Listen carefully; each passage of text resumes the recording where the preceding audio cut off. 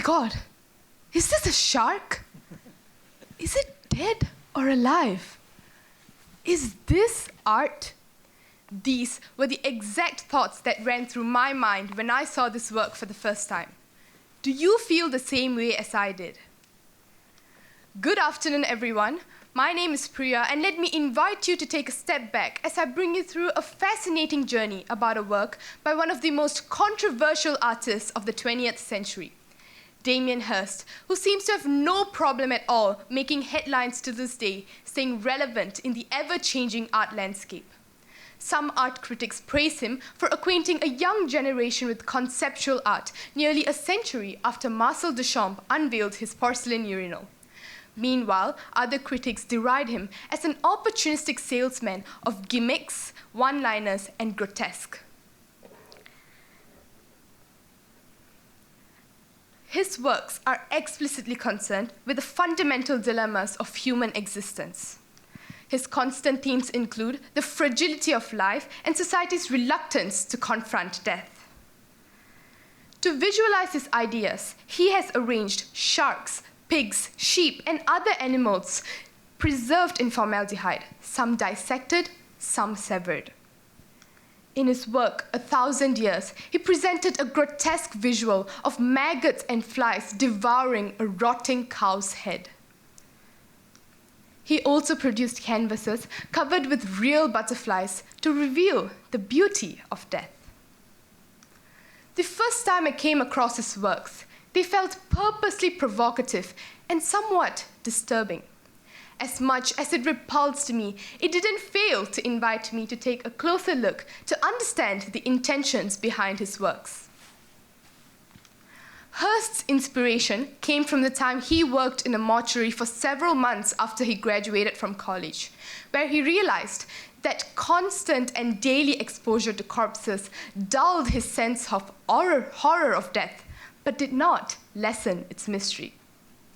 While he has created many works that bring about similar ideas, today we will be focusing on the one main work that truly brought him to fame: the physical impossibility of death in the mind of someone living. I know, it's pretty long. It is also known as The Shark, and it is unquestionably praised as one of the key pieces of British art from the 1990s.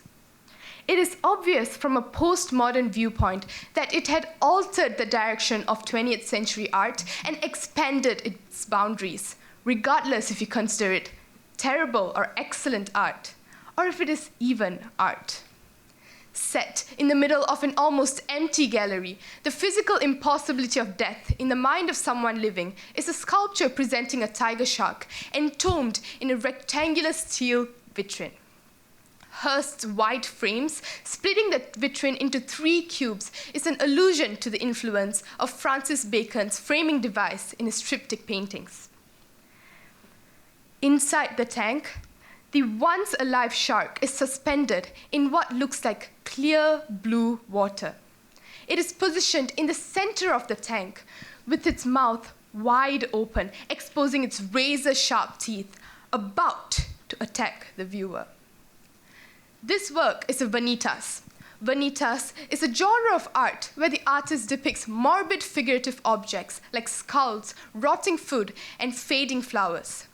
The main idea is to fabricate an acute alertness of the conciseness of life and the predictability of death in the viewer's mind.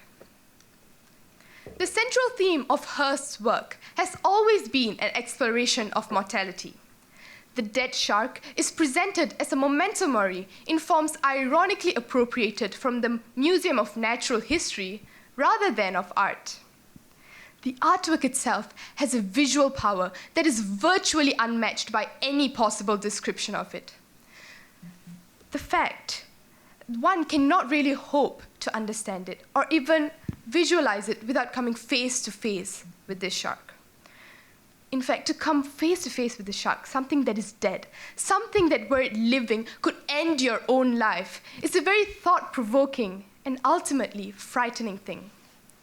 You try and avoid death, but it's such a big thing that you can't. That's the frightening thing, isn't it? Damien Hirst says regarding his sculpture. Personally, I think that titles are what makes an art memorable. This could have been called Tiger Shark, Shark Tank, or Killed Killer, and people would nod and walk by. But call it the physical impossibility of death in the mind of someone living, and it immediately sounds profound. And you pause and consider it way more to realize the significance of the paranoid denial of death that permeates contemporary culture. The use of transparent glass is significant to this work as it provides a clear but ambiguous boundary, the fragility that lies between life and death. The instinctive response when one walks into the gallery and comes face to face with this shark is fear. Yet, viewers are gradually made to feel empowered as they realize that the shark is defenseless against our continual, interrogative, and inquisitive gaze. It is dead and stuck, whereas viewers can walk around it freely, examining it. Its eyes are open but not conscious, further highlighting the disparity between those who are living and those who are dead. The fact that this huge man-eater has been brought into the premises of a museum at the whims of an idea of a human being empower the viewers that they too can dispense death and impose their will. These conflicting responses of fear and empowerment illustrates our attitudes towards death.